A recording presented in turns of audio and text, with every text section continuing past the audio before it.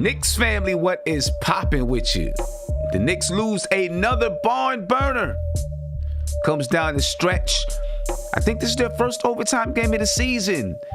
The Knicks were unsuccessful in pulling it out versus the Philadelphia 76ers, ladies and gentlemen. And the game was tight throughout the entire game, as we thought it would be. The Knicks actually went down by 14 in the first half, and they stormed back to get within one by halftime. The Knicks took a 5-6 point lead in the third quarter. And then in the fourth quarter, they never led in the fourth quarter. It was scrappy. It was scrapey. It was a battle. Philadelphia 76ers, man, they had a game plan coming in and they executed it. And I think that game plan was to foul and maul and beat the Knicks up at every step of the way. And that's exactly what they did. Every step of the way. It caused the Knicks to shoot poor free throw percentage. Caused the Knicks to shoot poor percentage from the field. And it caused the Knicks to kind of, I don't want to say get out of character, but be a little bit complaining about some things. And, you know, to pull out games like this, even though the game is a battle, you got to be able to stay focused and stay right here. I don't think the Knicks did that very well this game. And I'm not saying that they played a bad game. They didn't play great.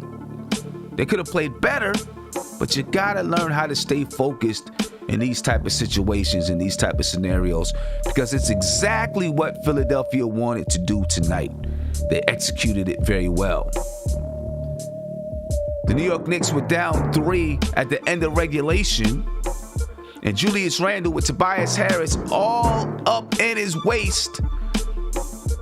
Pulls a step back 3, knocks it down after a nice soft rim, bounces it off the glass, and it goes in.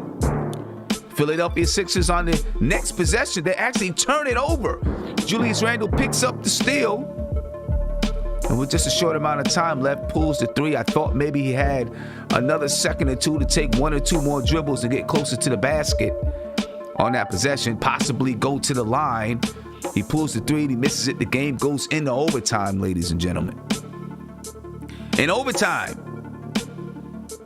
the Knicks took a 5-point lead in overtime. I think it was a 5-point lead, maybe a 3-point lead. I thought maybe they took a 5-point lead, whatever it was. They took a lead in overtime, and I thought, okay, maybe the Knicks are going to ride away with it. But no, Philadelphia comes back behind some hot shooting by Danny Green. He hit a couple of threes to give the Philadelphia 76ers the lead, but the Knicks come right back and score. The Knicks pull within 1. Philadelphia comes down. They turn. Danny Green pulls another 3. He misses. The Knicks get the rebound, outlet it to R.J. Barrett on a fast break and take a 1-point lead. And I was hoping and praying that this was going to be it for the New York Knicks. The Knicks then go up 4. And it looked like maybe this was going to be it. But then Tobias Harris knocks down a 3 in the corner to pull Philadelphia to within 1. They go back and forth, not making buckets. Philadelphia down 100-99 with about just a few seconds left on the clock, 11 seconds left on the clock or whatever. They get off a nice little runner in the lane, but they miss. But the referee blows the whistle after a rough and tough, pounded out game where a lot of times they ate the whistle and let the contact go. They blow the whistle. They call a foul on Julius Randle while pushing it back on Tobias Harris. Send Tobias Harris to the line with 5 seconds left in the game. Now, Tom Thibodeau calls a timeout so he can call up a play. While he's calling a timeout, he wants to get a challenge of the play. And at the end, before the Knicks take the court, Philadelphia takes the court. You see Tom Thibodeau and Julius Randle and Reggie Bullock and everybody arguing with the refs. Why was a challenge not called? Why was a challenge not happening? Why didn't the referees go look at the previous play? Still might have been a call on Julius Randle, but still, they didn't do it. They had to go ahead and let Tobias Harris shoot his 2 free throws. He knocked them down after missing 2 free throws. He knocked down these 2. The Knicks get the ball with about 5.5 seconds left. They get it to Julius Randle. He dribbles up the floor, gets a good look at it. Nice shot. Actually looked like it might go in. Goes in, bounces around the rim, and comes out, and the Knicks lose 101-100 to the Philadelphia 76ers on a heartbreaker, ladies and gentlemen. A straight-up heartbreaker. The last 4 games that the Knicks have played have gone down to the last second. The last 4 games have gone down to the last second, ladies and gentlemen. And the Knicks have only been able to pull out 1. That's against Orlando. Against Brooklyn, went down to the last second. Of course, Kyrie Irving gets the tip. Julius Randle called for a travel. Goes down to the last second against Philadelphia. Against Orlando, Reggie Bullock, he gets a tip. Gets the steal. The Knicks are able to beat Orlando. And then now this game goes down to the last second again on a last second shot by Julius Randle, but not without controversy. Tough game. Tough game. And overtime. Yeah, tough game. And of course, I start to wonder, how long can the Knicks play these type of games without beginning to get brain tired? You know? How long can we do so? It's a tough one, ladies and gentlemen. And we can point to the missed calls by the referees or whatever calls you want to by the referees, but you can also point to the free throw shooting. The Knicks were 13-23 from the free throw line. You make 3 more of those free throws, the game is probably different. You know what I'm saying? Get some initial reactions, man. Kev, what's going on? Hey, send blue to the chat. So, Dag, I have no panel. It's just me and you, buddy. Now we got Steph. We got Steph in the building. We got Steph here. Yeah, Steph is in the building. Steph is in the building, man. Yeah. But go ahead, I Kev. honestly don't see anybody. Okay. All right. Old people don't know how to use technology, but that's another conversation for another day. Go ahead, Kev. Well, salute to you, Stephanie. Honestly, I cannot see you on my phone. I don't know why, but it's okay. Yeah, you are. Now I can see you. Yeah, you can't leave. You said they were 13 of 23. Did you say? 13-23 from the free throw line. Wow. Yeah. Yeah, you can't leave those points on the line, especially for us when we were shooting the ball, shooting the free throws really, well, until of late. You can't do that. But again, refs are always going to dog us. You could say I'll keep saying it till the cows come home. We don't earn the respect, because if that was anybody else, they would have swallowed their whistle, and they didn't. So I just said, whatever. Just, chalk it up. And I mentioned earlier that it would have been great to have won this game just to have peace of mind that they can be beat. Now, they probably still think they can be beat, but, when it doesn't happen, sometimes I think it's going to weigh on your mind. I didn't like the way we started the game, but I'm happy that we, fought. We had to lead a couple times, and but yeah, since Ben Simmons has been on the team, we've never beat him. Let that sink in. Yeah, I know, Steph. Yeah, this was a tough game. This was a tough loss. Shout out to the Knicks though. They played them toe to toe in the fourth quarter and in overtime. The free throws, I didn't even pick that up, Sam. So yeah, 13 for 23. Yeah. But part of it, that foul by Randle, that was a foul, by the way. Yeah. I thought it was a foul. But anyway, I think, for me, we miss Elfin Rose. Yes. I think, what I like about this game is for all of those people that wanted Quick to start at the point guard, that thought Frank wasn't getting his time, these last, I don't know, 3, 4, 5 games, both of them had the opportunity to man that spot, and we could see that neither one of them are ready for it. Right. And I'm not saying that it's either of them their fault that we lost this game, but I am saying that we need those guys. Quick is not ready. I think we need Quick in that second, with that second team playing off the ball. He's a different player when he's playing with the first team. He has different responsibilities, So anyway, and when we it's lost, it's a tough one. Yeah. What it shows though is when you're playing in some regular season games, you're playing and you're playing in some regular season games, you're coming off the bench. Things can look really, really different when you really start to get into these type of games, and defenses really pick up. Defenses understand what you do. It's much harder for him to get that floater off down the lane now, right? Because guys just understanding, okay, you know what? I'm just going to get behind him, and when he goes up float, I'm going to block it. Right? It's yeah, for sure. Yeah, and you've seen him miss 2 free throws, right? Yeah, and I'm going to talk about that, Kev. I really think that's good coaching. I really think that came down to good coaching and good scouting. But quickly you see he's missing free throws, some missed free throws now. Part of it is because the defense is tougher. When you play starters minutes, you play against better players. The level of play is a little bit higher. So it's something that he's going to have to get used to if he's going to be a starter in this league. Right. But without a doubt, we miss Derrick Rose, we miss Elfrid Payton for these type of games because, these type of battles, we're going to have these battles throughout the rest of the season. Now, as I said earlier, we've played our last 4 games. Each one of them has come right down to the last second. We've lost 3 of them. Now, albeit 2 of them to Philadelphia, 1 of them to Brooklyn. So the top 2 teams in the Eastern Conference, I know that they have players out or whatever. But with those players out, there's still the top 2 teams in the Eastern Conference.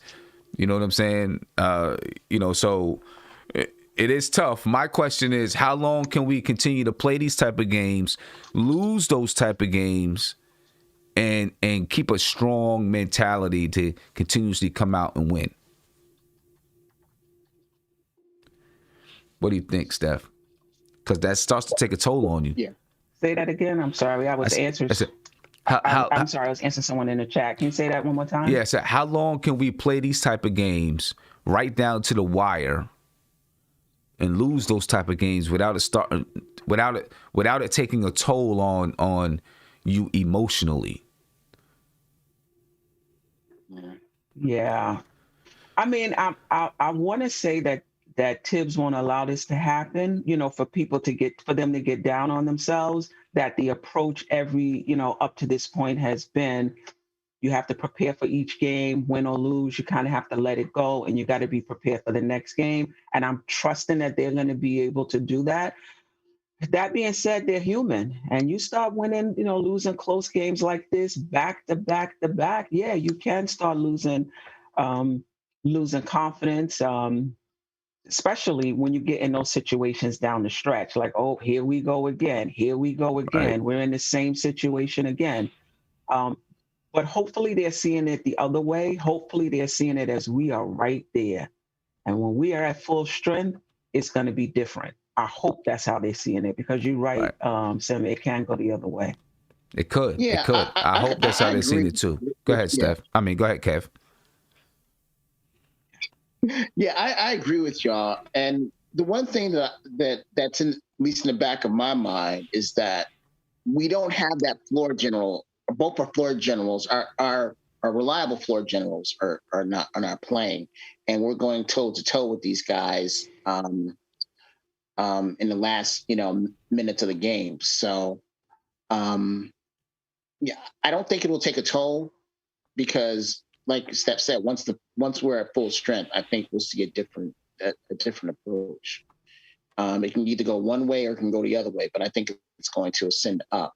That we may not even be in these positions of trying to win, in the last, minute of the game and everything. Hopefully, we will have had enough points where we won't have to rely on that. So it all once our floor generals come back, I think we'll be here. Okay. Yeah. And Skull Six Trade asked the question. He said, "How can you get emotionally down when you went toe to toe with the top teams without your star point guard?" I don't know if we have a star point guard. I mean, Derrick Rose is a star by name. I don't know if he's a star by production right now, but I understand what you're saying.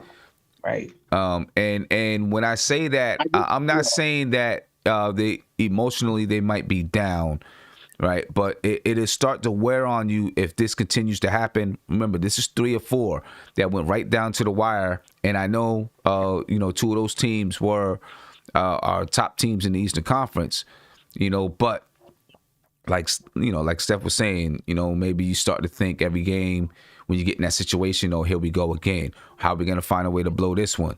Right. Or maybe you just start to get some mental burnout. You know what I'm saying? Like when you play these games and you lose, it takes a little bit more of a toll on you than when you play these games and you win. So maybe you start to get a little bit of mental burnout because let's say you win this game. Let's say you beat. Let's just say, for example, you won both, or you won the Brooklyn game and you won one of the Philly games, right? So now instead of being 21-22, we're 23-20, or something like that. 23-20. Yeah. Right. Now things look, very different because now your mind can relax a little bit. Now you go into Washington, and while the game is still important, if you lose it, you got a little bit of cushion. Right. You know what I'm saying? So it relaxes you just a little bit. Instead, it kind of compounds. Not only is your record a little bit tighter, but also you've played these tough games that have come down to the wire and you couldn't pull them out. All in all, I do think that Tom Thibodeau is the kind of coach that is able to use these as a good learning experience and teach them and continue to compound the fact that the little things mean everything, especially in a game like this, right? The little things mean everything. The screen, setting those good screens, getting those tough rebounds, all those little things that happen on the floor that sometimes get overlooked or glossed over, getting tips. One thing Philly did tonight is get their hands on a lot of basketballs. Right? I thought that they were very well coached and prepared for this game tonight. As far as the scouting was concerned, you seen them get. A lot of times they try to get their hands in on the handoff because the Knicks do. They hand off the ball a lot. Right? They try to get their hand in on the handoff and blow up the handoff. They know that Nerlens Noel or Mitchell Robinson or Julius Randle or whoever, they put the ball on the floor, take a couple of dribbles and hand it off to the guard when they're at the elbow, right? And so you see them running down the back of that big man, trying to tip the ball from behind. To me, that's good coaching. The blocks that we talked about, they didn't get big blocks where the ball is up in the air and they're throwing it back. They got little blocks by coming up underneath, popping the ball up in the air or things like that because they understood the way that the players play basketball, right? They understood the scouting report of each player, where they like to release the basketball from and those type of things. So I thought Philly did a really, really good job of, looking at the scouting report and devising schemes to come up with little things that the Knicks do to just make the game tough for them, right? It just made it tough for Knicks to hand the ball off. It made it tough for Julius Randle to pass the ball out because Ben Simmons or Matisse Thybulle always had his hands in the passing lane, knocking it out. So now every time you make a little pass, you're a little tentative, right? You're a little bit more careful making that pass, but tentative and nervous. Are they going to knock it down? Right? So, when you're playing that type of defense, it makes it tough. And then I thought also, knowing that the Knicks are not, the Knicks shoot 70-something% from the free throw line, 76, 77%. I thought that they did a good job of saying, you know what, we're going to play some percentages. We're going to beat them up. We're going to play real tough defense. Every time they go to the basket, we're swiping, right? We're swiping. We're trying to grab the ball and tie them up, or we're swiping at the basketball. If you foul them, you foul them. If we got 3 people fouling them, the referee can only call a foul on 1 person. And so they were mauling guys when they went to the basket, and they didn't care if they sent this to the line, because I think that they were saying, I think that they were feeling like if they send us to the line, they're going to miss a good percentage of the shots. And if it's a tough physical game, they're going to miss a higher percentage. And I think it worked tonight. So I thought they came into the game with a really good game plans on how to defend us and certain things that we do. And it worked, but when you got a guy like Doc Rivers, that's what you should expect, right? That's what you expect when you got a guy like Doc Rivers out there. Yeah, because I don't know. Because I don't know if the other coach, who was their coach last year? Forget his name, but I don't know if he would have been able to devise a plan like Doc Rivers did. Well, Doc Rivers is a veteran coach. We were right there. Right there. And one call away. We were right there. Yeah, one call away from possibly winning this game if we knock down a couple of free throws. Now, the way we were shooting from the free throw line, who knows? But, we were right there. Julius Randle, had some choice words to say about, about the referees tonight and the calls that they made at the end of the game. That'll be 25 down. What'd you say? I said that'll be 25 down. Yeah, it might be. Julius Randle on the foul. This is per Ian Begley. Julius Randle on the foul called on him late in OT. That played a significant role in Philly's win. He said for them to call that and decide the game is effing ridiculous. It's ridiculous. They got to do a better job. It's too many games like this. But to preface that, it was a foul, though. To preface that, he did mention, and because Ian Begley only took a piece of the quote, he did mention, with them letting so much go during the game, as physical as this game was, with them letting so much go, they called that. But it was a foul. Okay. It was a clear foul. But again, it's one of those fouls that it's one of those fouls that a lot of times aren't called towards the end of the game like that. Right. During the game, and given how physical the game was, I can understand that point. Right. Yes. Right. How physical the game was. But and this is a learning lesson though, too, for Randall and everybody. Is again those little things. You just gotta be mindful. Basically what happened is the shot went up, Tobias Harris ran past him, and he, I don't want to say panicked, but was like, oh man, he's about to get the rebound. Let me try to hurry up and box him out. And he ended up pushing him in the back. You know what I'm saying? And it kind of went that way. Yeah. Hey, Sim, let me ask you a question. Because you're the coach and everything. Do you tell your players to make sure that they're boxing out when they, when the shot goes up like that? Yeah.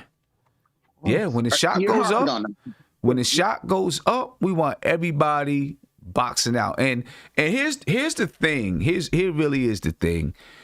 As a coach, you scream that and you put that into your kid's head to box out. And it's much easier said than done. You know what I'm saying? Because the shot goes up and you turn and you try to find someone to box out and it's not there. And then you're looking around like, where's my guy? Then all of a sudden, your guy went past you and is getting a rebound. You know what I mean?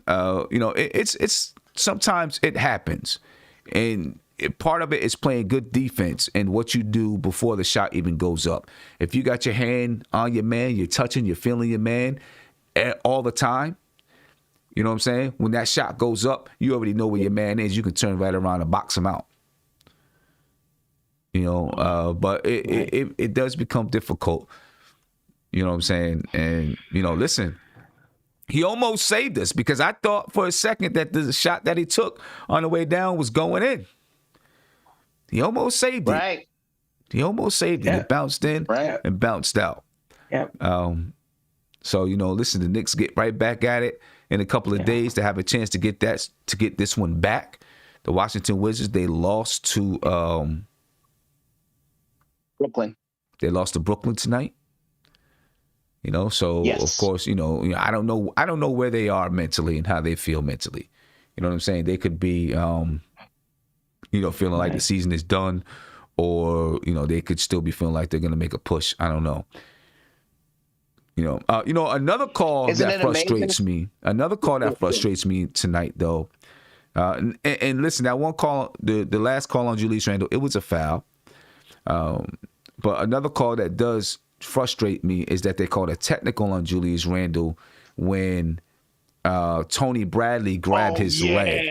They called a technical on Julius Randle for his reaction, but I mean the guy grabbed his leg and pulled him down.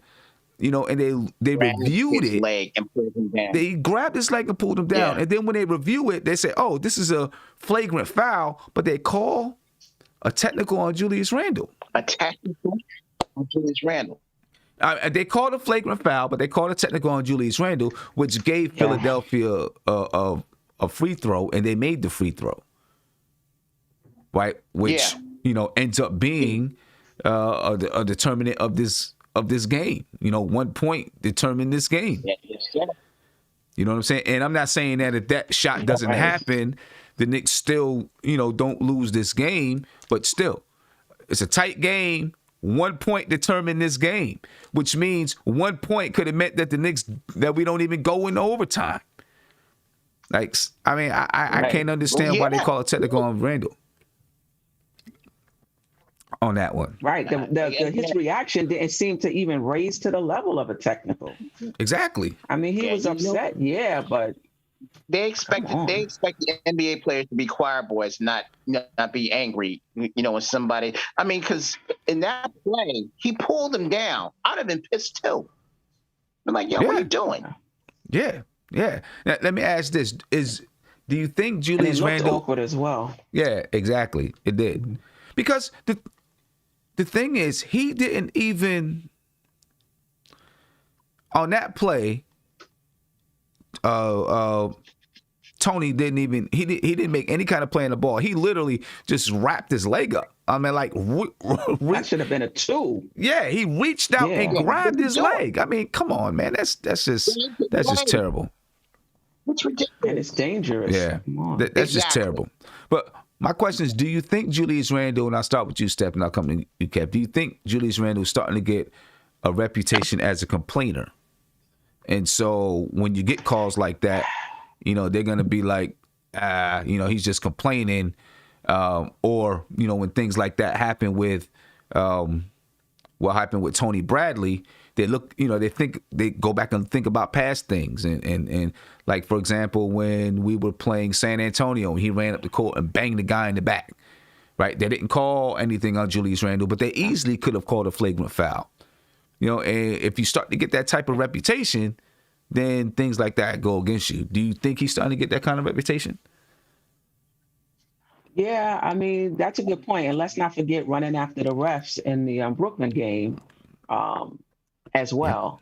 Yep. So, yeah, it's possible. It's possible. And when you get that type of reputation, it's hard to get calls. You know, it becomes unfair. You know, calls you should get, you don't get. So I'm hoping that's not the case, but it looks like it is. Yeah. It looks like it is. Yeah. What do you think, Kev? Yeah, I rarely disagree with Stephanie. I definitely have to, you know, agree on this one. And going forward, I don't know how that's going to play in the games, you know, coming up and everything. But yeah, it's he might get that. He might get that. Also, I didn't realize he's complaining about legitimate calls, though. He is. Sorry, he is. He is. Oh yeah. He has a gripe. He definitely has a gripe. Also, I didn't realize that they were only playing with 2 officials tonight as well. Right. They're playing because one of the officials had to go through COVID protocol, so they were only playing with 2 officials. Yeah. But I think this is going to be, you know, part of another learning curve for Julius Randle. Right, to take another step. Excuse me. Yeah. Because Yeah, like for instance, I don't mean to cut you off, Sam, but for instance, you know how let's take Draymond Green. Now he has so much leeway with the officials. He can curse them out, do whatever, and they still won't take, won't until it's really drastic that they'll call a tech on him. For Randle now, he might just say one word and tee him up right there. Yeah, I mean, yeah. The thing is, and I see someone in the chat, I don't know, Jay Bourne official, whatever, said, we don't know what we're talking about. He's getting fouled on every play. You know what? He might be getting fouled on every play. But exactly. as far, but when but if he's not getting the calls, if you explode at every play and complain at every play, and then you start taking your frustrations out on players by bumping them and making plays that are not basketball related, and I'm not saying he did that tonight, but if you do that, then you start to get a reputation. You know what I mean? And, the more you complain about every single play, the less the referees listen to you. And so when you do have a big reaction, they're like, that's just Julius Randle, going off. You know what I mean? Right. And if he's going to be the leader of the team, listen, the players on your team are going to follow you emotionally. Right? They're going to follow you emotionally. And if they see that you are losing control emotionally, there's a better chance that they are going to lose control emotionally. Now, someone like Derrick Rose, right? He's going to know how to control his emotions, but it still can boil over. You know what I'm saying? Yep. So I think that's going to be the next step for Julius Randle, is to learn to handle his emotions. I'm not mad at him about it this year. I'm really not. I mean, I see it happening. Right. I mean, I see it happening, where it's becoming evident. But this is also the second year where he's the guy. Right. And this year he's an all-star. So there's even more attention on him, so it is something that he's going to have to learn to deal with. He's going to have to learn how to deal with it and learn how to handle being hit, being fouled, and keeping his cool. Yeah, go ahead, Steph. Yeah. What I notice about Randle, though, he is super intense. Like, he wants to win. Yeah, and I think that's what it is. He's trying to win every game. He's reminding me of a mini Tibbs. He just has this pent up energy. He's coming in trying to win every game. I don't blame him. And he's just really wound really tight. And if there's a bad call, because you could just tell how demonstrative and almost explosive he is if it's a bad call, right? It's like his intensity is very, very high. Yeah, it is. Two things. One, two things, Steph. You're totally right, and you saw that in like the first quarter, where when we were down like 11, he was yelling at his talking about come on, turning around, I seen him. I seen him. Ready? I seen him. I seen him. Yeah. He was ready. And the other thing is, I believe that Tibbs is going to be in his corner. No matter what, he's going to stand up for him. So if he says this and everything, I know that Tibbs is going to, stay in his corner and be like, yeah, he was right. He's not getting, fair shake. And it's going to be one of those questions that is going to be asked, within the coming days and everything. So yeah. Oh yeah. Listen, Tibbs. Yeah. The one thing that I've seen Tibbs in all of his interviews is that he's got his players back. Right. He always has his players back. Even when people ask about guys not playing, why'd you take this guy out of the rotation? He never trashes them. He's always like, listen, they work hard. Yeah. They're gonna get their chance. He never trashes them. He always does that, and that's really, really respectable by Tom Thibodeau. I think. I'm pretty sure now in the locker room, he lets him know, about whatever it is he needs to let him know about, but in public, he keeps it, he keeps it like, hey, I got my players back, and nothing's going to break this locker room. And I think that's really admirable. So hopefully. He does the same thing with trades too, Sam. Yep. Oh, sorry, go ahead. No, go ahead, Steph. He does the same thing with trade talks too. Front office is looking for, to help us improve the team. But if not, I like what we got. And we'll just go on with this team. So he does the same thing when he talks about trades as well. Right. Yeah. Exactly. And again, it's going to be a stressful week for the players, because they don't know what's going, if they're still going to be here come 3:30 on Thursday. Right. So right. It is for some players. They could be wound a little bit tight. Knowing that the trade deadline is coming up. Looking at the stats for the game, ladies and gentlemen, the Philadelphia 76ers, both teams played a great defensive game. There's no complaints there. And in this type of defensive game, I really can't get mad at missed shots and turnovers and things like that, because these guys get their hands on everything. The Philadelphia 76ers, they were led by Tobias Harris. He had 20 points, 4 rebounds, and 4 assists. Next, Ben Simmons. He had 16 points, 8 rebounds, and 4 assists. He also had 1 steal.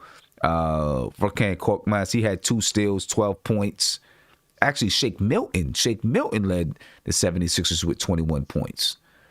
That kid, I'm telling you, man, someone is going to try to snatch that. Someone is going to try to pick him off the tree.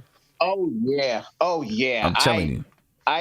When y'all were talking about him earlier, I was like, oh, is he really that good and everything? Yeah, he's that good. Yeah. He is that good. So, up close now, he is that dude. He's that dude. And I don't know what is. And the Sixers have pieces. Yeah, they do. They want to upgrade their team. They have some pieces. Right. Yeah, they do. They have pieces, and I don't know what his contract looks like, but he's somebody that's talent right there. Everyone's talking about talent. That's talent. Yeah, he can play, man. Someone's gonna try to pick him off. For the Knicks tonight, they were led, of course, by Julius Randle. Julius Randle had 24 points, 7 rebounds, 3 assists, and 5 steals tonight for Julius Randle. Also, Alec Burks, he had 20 points. Burks has been playing very well lately and giving us exactly what we've been asking for and needed. He's been playing well, and he's hitting some big shots for us. He shot 47% from the field tonight. He shot 66% from the three-point line tonight, 2 for 3. He had 6 rebounds, 4 assists, and 20 points. RJ Barrett had 19 points, 8 rebounds, and 4 assists. Manuel quickly had 10 points. Nerlens Noel, he had 13 points and 10 rebounds. He played a big game tonight. Nerlens Noel did, man, a big game. He sure did. Yeah, and I loved his aggressiveness towards Dwight. Yeah. That when he caught that, he went up for a shot, missed it, got his own rebound, and then took it back into him and got the and one. I got to tip my hat off to Nerlens. Yeah, and 12-footer. Put the ball 12 on the floor, taking it in. That was a big shot too. That was a big shot too. That too. Yeah, it was. Yeah. Another thing that I wanted to talk, going back to Julius Randle, and if he's getting that kind of a reputation, when you start to get too emotional, then it can hurt the focus that you have coming down the stretch of the game, right? Because they showed Julius Randle, looking back in the timeout, they had, he was looking at the videotape of the play, right? When we were on to the next play, that play was over with. It wasn't happening anymore. He was still looking at the videotape of that play, right? When it was already done. Of the pushing the back I'm talking about. And, when you get so focused on what the referees are doing, the calls that they're not making, and yes, you're going to complain to the referees. You're going to try to get them to turn it your way. But you got to be able to move on to the next play and let it go. Once it's done, it's got to be done. And I start to feel like all of the complaining that we do, will start to take away from our play. And just our focus on the floor and where we need to be focused. Yeah. Yeah. So Sam, as a coach, and you saw that last play. No, what I was going to say was, as a coach, yeah, are you preaching that to your players? Like, yes, it might have been a bad call, but shake it off and go on to the next one, right? Yep, and I do. I've done it through training in specific teams that I've had. When I've had teams that reacted bad to the refs, we would get them in practice, and I would try real hard to kick them out of practice. I would try real hard to get them to the point where they get so mad that they scream and holler and this and that, so I can kick them out of practice. But we would challenge them to not get kicked out. And me and my assistant coach would do everything in our power to try to kick them out. We would complain about every little thing. We would scrimmage them and foul them real hard on purpose and challenge them to not get kicked out. Because there was a point with a couple of teams where, I had a reputation of just kicking guys out, because of, certain things. But we would challenge them and scream in their face and do certain things to try to make them handle it. Right. Other times we play games, we might play up to 21. No fouls can be called. No fouls are going to be called. Obviously, we keep control of the game. You know what I'm saying? But, we don't allow fouls to be called. That way they get used to the physicality and the toughness and stuff like that. But, they've got to be able to maintain during those times, because when teams start to recognize that you can get yourself out of the game mentally, teams will start to take advantage of that. Someone like a Draymond Green, that's what they wish for. They're hoping for that. They're hoping for that. So, Steph, you was getting ready to say something before Kev. I was saying that I don't know if that was the Randle push. Yeah, I think it was the Randle push in the back. Tibbs there was some commotion or some confusion. I think Tibbs was trying to challenge the call, and they didn't allow him to challenge the call. And the refs were about to, inbound the ball, and the coaching staff and the players, and they still arguing over that call. Yeah. Do you know why they didn't allow him to challenge? Maybe because he didn't have a timeout? No. I don't know what was going on there. Yeah. No, so he had the timeout. He called the timeout. And when he called the timeout, that's when he was going to challenge. He told him that he wanted to challenge. Apparently, maybe it either got in too late, or maybe the refs didn't hear it. I don't know. Don't really know the explanation yet.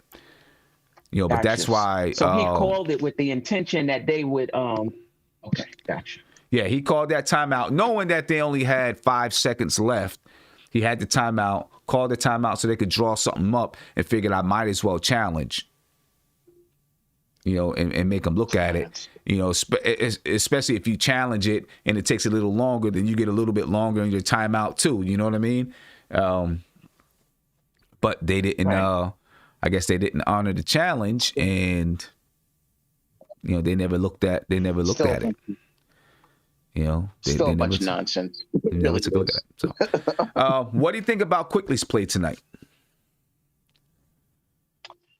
I think in the beginning, I think it was tentative, and like you said before, I don't think right now he should be put in the starting lineup, because his game does not complement what Randle and RJ, that first team, is trying to do. At least if you have Rose or Alfred in there, they try to get everybody involved while still trying to get their own get their shots off. I'm not really seeing that with Quickly, and I think also I don't know if he was really prepared, because that's what put us in the 11-point hole, as it was. So, that's how I was looking at it. Okay. What about you, Steph? What do you think? Yeah, I think he played okay.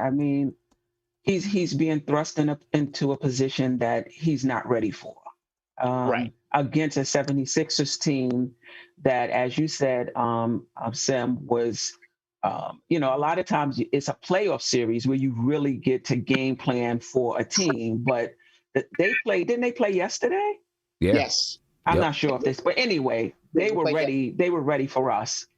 Yeah, so they were ready for us. Whatever they put in the shoot around, they were ready for us. They were ready for Quick, and they made it tough on him. Also, I also think he has the added responsibility of running the team, and I think he Right. feels That's that. what I'm saying. So when he Yes. comes in, he's not really looking to play the way he plays with the second team. He's looking to bring the ball up. He's looking to, initiate the offense. So I think he did okay, in that regard. But I think that's a tough spot for him. He's not ready for it. And I see what you mean about Burke. To me, he just giveth and he taketh away. But I just think he may be the best to start until our other guards get back. Yeah. The thing that's maddening, the thing that's maddening is all night, whether it was Burks or whoever, these guys are waiting for the pass to come in, inside. Why are you continuously throwing those passes inside when they're going to either pick it off or deflect it or whatever? You know what I'm saying? Yeah. I think the thing is, sometimes when you're playing a team that's really good defensively, a pass looks like it's there. You go to make the pass, and then all of a sudden they get their hands on it because they're that good defensively. You know what I'm saying? Right. Right. And everybody, I mean, the way Danny Green was, he hardly even scored in the game. He didn't really do his scoring until like towards the end in overtime. But he was there defensively. How many jump balls did we get? And he beat Randle on a couple of jump balls as well. That was another thing. I was like, how you did, getting this off and everything. But yeah, well, between him, Simmons. Yeah, I mean, part of their game plan was to wrap the Knicks up on any chance that they can. Wrap them up as soon as they came into the lane. Instead of as soon as they come into the lane, reach and try to grab for the basketball. Little things like that they notice. Hey, Right. This team, they come in and they got the ball loose. Try to wrap it up. Stuff like that. What do you think about Mitchell Robinson tonight?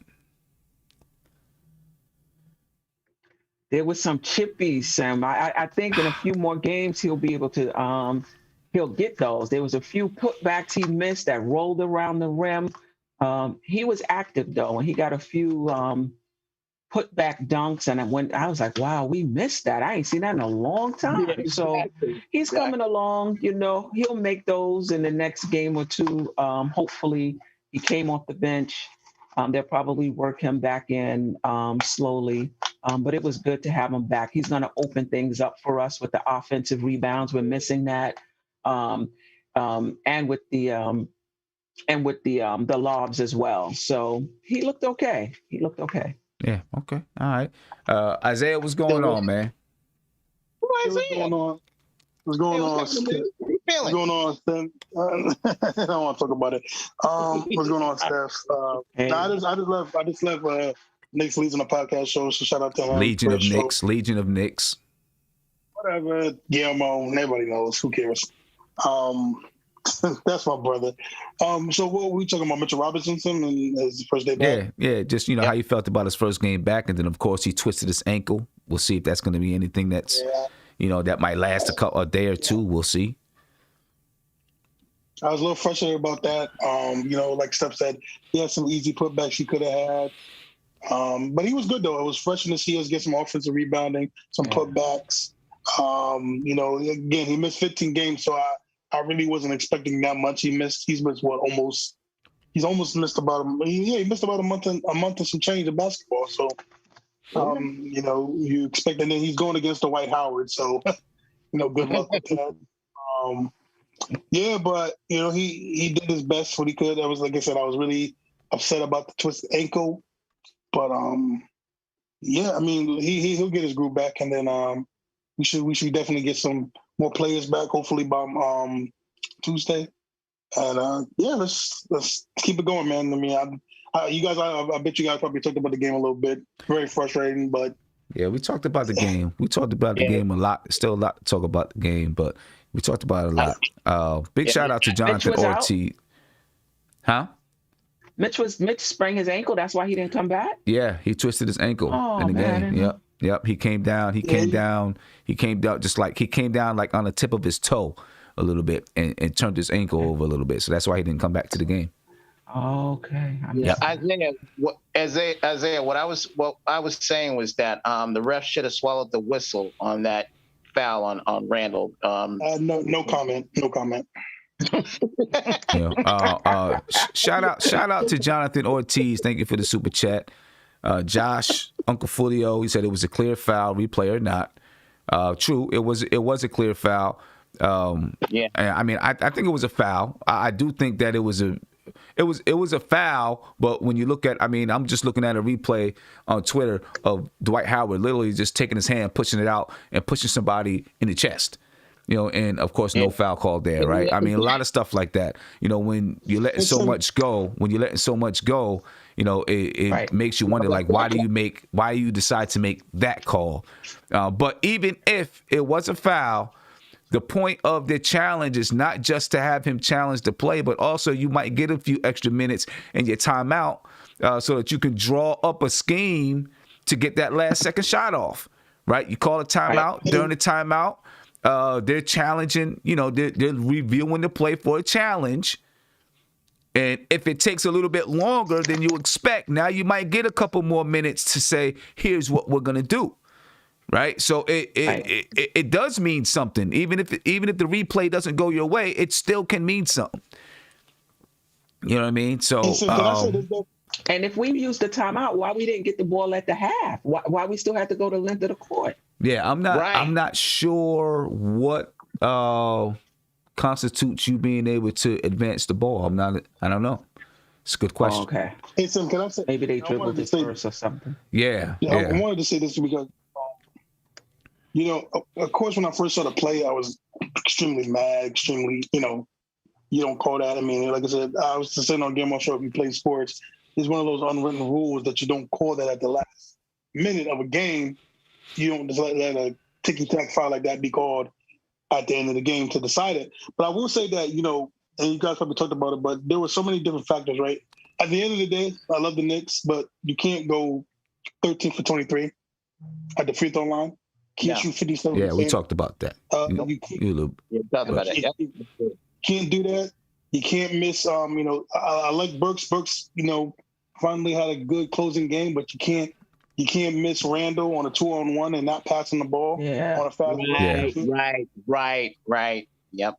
Now, the only thing about that one fast break is I will say, when you look at the replay, because I was yelling that he should have passed it. But when you look at the replay, someone was coming right down Randle's back, and I feel like now when I looked at that replay, that if he would have passed it backwards, it would have been a steal. I think it would have been a steal. So because I was, they were on the break, and I was like, okay, he got Randle right there. This is going to be a layup. He went for it, and then when I seen it from the other angle, when they showed him missing, they showed the angle under the basket. I don't remember who it was, but there was someone coming right down Julius Randle's back, and if he would have let it go, I do think that might have been a steal. So it's hard to say, but the 13 for 23 from the free throw line, that was terrible. 56%, that's terrible. Although Philadelphia didn't shoot much better, we've got to take advantage of that. We got to take advantage of that. We shot 43% from the field. We shot 45.8% from the three-point line. And listen, in a game like this, there was going to be some bad shooting. I mean, from the three-point line, we didn't shoot bad. From the field, we, shot less than desirable. And then, of course, turnovers, man. Turnovers. We had 17 turnovers tonight. Philadelphia had 19.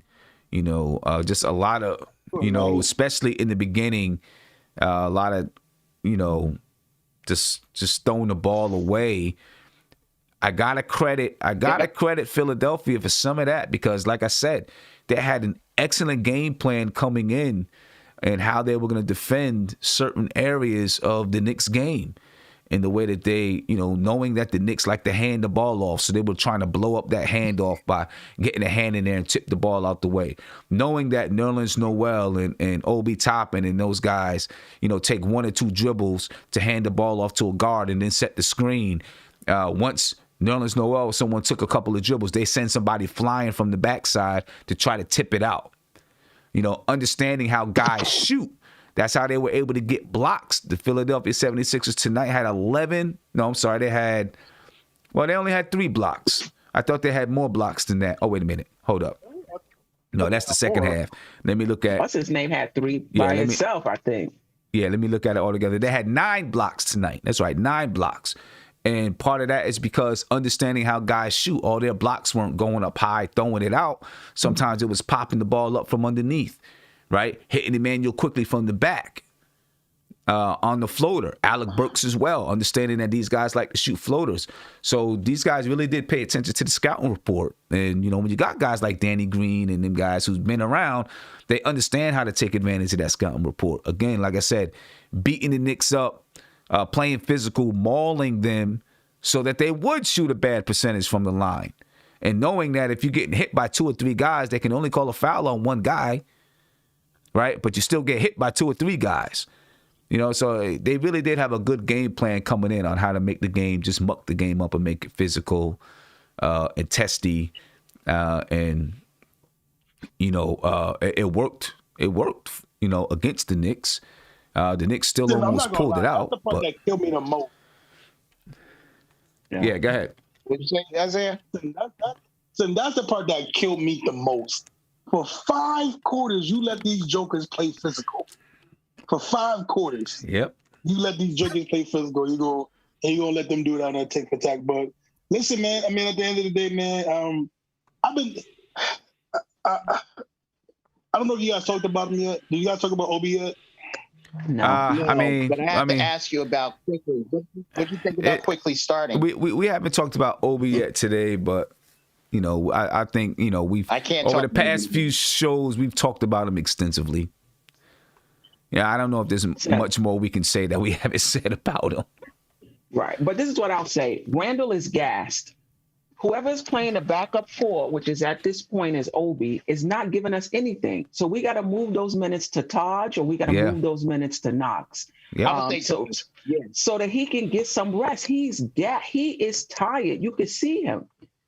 I think you would get more out of Taj than you would Knox, just by what I see. I see Taj giving us much more than what Knox could give us.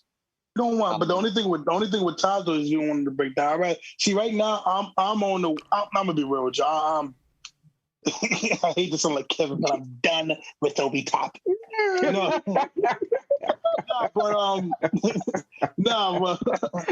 But on a serious note, though, Kevin Knox, I'm all aboard giving Kevin Knox minutes. And I'm not even the biggest Kevin Knox fan, but he deserves it more than Obi right now. So we were talking about it on Guillermo's show. He looks like a deer in headlights. Like it's just bad right now. Like he has zero confidence, and they keep giving runs every time Obi's in there, man. It's like even today, that little run they got pissed me off because I felt like that this was the type of game sim where a 5-point lead felt like you were down 15. Mm-hmm. Yeah. And I watched when they went on that little run, Obi was in there, and he just looked bad. They just kept using them on the pick and roll. They were just abusing them, scoring on them, and then he just had zero confidence. He doesn't look like a ball player. And I felt so bad because Randle literally only got maybe a minute and some change. Yeah. On the bench, maybe I'm probably being modest. He got probably like maybe 90 seconds, and he already had to go back in there. I'm to the point somewhere, even if you got to go big for a little bit, even maybe one Noel and Mitch at the 4 and the 5, maybe do a twin tower thing for a little bit, or give Knox some minutes because Randle was gassed, and he doesn't deserve that. If we're serious about the push, we gotta give him some rest. We got to, man. I think you can put Taj out there for 12 minutes. Randle played 46 minutes and 8 seconds tonight. Reggie Bullock played 46 minutes and 37 seconds tonight. R.J. Barrett played 39 minutes and 20 seconds tonight. I do think you could put Taj out there at some 4 and give Randle 10 minutes of rest, where Taj can produce for 10 minutes. You know, where he can give you 4 points and 4 rebounds or something like that for those 10 minutes. Right. You know what I mean? And be able to produce. I think that you can, and defensively, you know, he keeps you right there defensively. You know, he can knock down the mid-range. He can knock down a 3 every once in a while. He can post up every once in a while. He can grab some rebounds. I think that you can use Taj Gibson at that 4 spot over Obi Toppin. You know. Yep. You just gotta give Randle some minutes, man. You gotta give him some minutes because we just need him for the push, man. And it just kills me every time. Every time he try to sit, I'd be happy when it's halftime. He gets a few minutes at least at halftime. Yeah, so it's just tough, man. Yeah. It's tough. It's tough for him, but you know, right now in this situation, he's the man, and Tom Thibodeau's gonna use him in that manner. Shout out to Dill. Thank you for the super chat. He said, I went to this game tonight. Super fun game to watch, but another last minute loss hurts. Keep killing it, Sim. I appreciate you, man. I plan to do so. We're working hard to do so. Shout out to J Bourne Official. Thank you for becoming a member. Appreciate that. Well, look, man, we get a day of rest, and then we come back and we play Washington, right? You know, that's going to be obviously a tough game. Defensively, they're not going to be that great, right? It's not going to be as physical, but still, it's an NBA game, so it's going to be tough. Actually, we play Washington tomorrow night, so there you go. Or is it? Oh no, I'm really? Sorry. It's Tuesday. No, it's Tuesday. It's Tuesday, the 23rd. My bad. Whew, I was about to say, no, we need the rest after tonight. Yeah. I gotta recover myself. Yeah, you know. So we come back. We play Washington. We really do need to beat Washington. You know, to bring our record back to 21-22. Right now, we're in the 7th spot behind Boston. Boston is 21-21.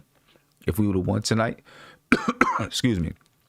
If we'd have won tonight, we would have been 22-21, and would have been in that. I guess we would have been in the. We would have been tied for that 6. Would have been tied for the 5th spot, probably in the 6th spot behind Miami, right? Right now, Charlotte, they're on a 3-game losing streak. They just lost LaMelo Ball. He's out for the remainder of the season. So bad for the kid, man. So that's tough. That's tough for him. He's out for the remainder of the season. I hate to hear that because having such a great season. I don't know how that's going to affect them, though. You know, that could send them. I think they might be done, man. I think they might be done. It's my fantasy team, though, because Graham is going to get more light. Continue. Right. I don't know. Yeah, I don't know how much of a, you know, obviously he's important to their team because of what he does, but are they able to, continue to play well without him? I guess we'll see coming up. They've lost 3 in a row, though. So here we are, man. We got, again, we don't play until Tuesday, and then after Tuesday, we play on Thursday, and that'll be Thursday's the trade deadline. So we'll see if the Knicks decide to make a move or if they're waiting for the buyout market. I don't know. Tough loss tonight. Tough loss tonight. Hey, Sam, would you trade? Would you consider? No, go ahead, Sam. Go ahead. Isaiah. I was going to consider trade. Ladies first. Would you consider trading Obi? Like, I feel like we need a 4 to back up Randle, and I don't really see going forward how many minutes Obi is going to command in this behind Randle going forward, even if he was to improve. Right. I would if if the right move came along, I would consider it if the right move came along. Yeah, I listen. I know Knicks fans how they feel about young players and trading them too soon, and they always. I'm gonna be real with you. Everybody knows I was not a big Obi Toppin fan, but currently right now, you might get your highest value for the kid. And I say that because there's still a mystery of the unknown with him. And I personally just don't see him so here's the thing, right? What we want Obi Toppin to be, Randle is right now. You know what I'm saying? And you have that with Randle, and he was literally 3 years older than Obi Toppin. So again, right? If I'm the Knicks, are you confident that you think Obi Toppin is going to be what Randle is right now when Obi is his age, which he only has 3 years? He only has 3 years to show that at the age Randle is. I am going to trade him, get us a wing that can help us out right now. Maybe get something who can be a reliable scoring option, or if you want to go a little further, maybe get a forward. Maybe get a backup power forward that can be more reliable than Taj. That's younger than Taj, that can be more reliable with scoring and stuff. I'm just not a big fan of Obi Toppin. I just don't see it. I like him as a person. I think he's a good kid. I just don't think he's ready for the NBA. Me personally. Yeah. Yeah, I don't know. Even if he does get better, now you got to move Randle to 5 in order to give him more minutes. Right. Exactly. So I guess we'll see. And you're right. His value may not be any more higher than it is right now. You know, when he's still kind of, people are still kind of like, hey, it was a rookie. There was no summer league. He's playing behind Julius Randle. When, teams are looking like that. Right. So. You can get something for, and look, right, because I'll say this, right. Look, if we're trying to make a real serious push next year to maybe be a contestant, those are the players that you trade. You trade the OBs to get a veteran guy in here that's a little more reliable if you're trying to get into that, if you want to go that route. I just think, like I said, the value of Obi right now, I don't think it'd be any higher. You don't want to wait a year or two when people be like, okay, we know what Obi's looking like, again, I'm not going to say the B word, but he's not looking good. He's not looking like that wooden player, the guy that was giving you 20 and 10 and Dayton. I just think sometimes you gotta cut it loose a little, cut it loose and get something. Maybe you can get a first round pick. Maybe you can get a young player that's a little more, that's been in the league a little while. It's just tough for Obi, man, because he's just not looking good, man. It's bad. Yeah, I don't know. We will see what happens on that front. That's another thing that Leon Rose and those guys got to think about as they're approaching the trade deadline. I tend to think he's going to be around, but it would definitely be something that I would think about. Anyway, I'm going to head out, ladies and gentlemen. I appreciate you guys for being here. Yep. Tuesday, we take on the Washington Wizards. That is going to be a must-win for us because our schedule after the Wizards, it's not easy. After we play the Wizards twice, then we play Milwaukee, then we play Miami. Those are two tough games right there. We haven't beaten either one of these teams this season. So two teams who are in the top 5 in the Eastern Conference we play coming up after we play the Wizards. So it'd be nice to be able to get both of these wins versus the Wizards, given that they're both at home. You know what I mean? And then try to knock off one of these games against Milwaukee or Miami. So see what happens. All right. Listen, I'm gonna say this, Sam. I hate to say it, but we gotta get these 2 wins against the Wizards. I don't think we can split them. I don't think we can afford to split them right now. I think we gotta get both these wins. Yeah. I feel like we do. It's going to be tough playing the team back to back. It's going to be tough to get both of them, but we will see what happens. Miami, didn't they just get Trevor Ariza too? So they're adding to their squad a little bit. They just got Trevor Ariza. Yeah. So, all right. Well, ladies and gentlemen, I appreciate it. Any last words before we get out of here, Steph? You know what? We gotta get back to full strength. I'm fearful that if we don't do that soon, we can find ourselves in that 9th, 10th spot, maybe not even making the playoffs. So it's a tough schedule for us, and we have to be back at full strength. We are right there. So hopefully that happens. Yeah. Isaiah? Listen, it was a tough loss tonight. A lot of different factors, but slowly but surely we're getting our guys back. Mitch play. Hopefully, Derrick Rose plays. And listen, man, I know people were screaming to start quickly. Be careful what you wish for, but we'll see, man. He's young; he'll be better. But listen, we gotta do some. We're gonna get better. It's gonna be good. Yeah. Hey, we got two winnable games coming up, both against the same team, but two winnable games. See if we can go get these games and then move into Milwaukee, Miami, and take it from there. Appreciate you guys. We'll see tomorrow if I'm going to be on or not. Right now the schedule is a little bit crazy, but hopefully, after the next couple of days, I'll be back on my normal schedule with shoot around on off days and stuff like that. Appreciate you all. Hey, Sam. Be peaceful. Yes, sir.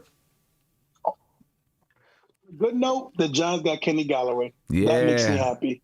Galladay, not Galloway. My Giant Holiday, my bad. Hey, it's a holiday, baby. We got Kenny. That's all that matters. Yeah, no doubt about it.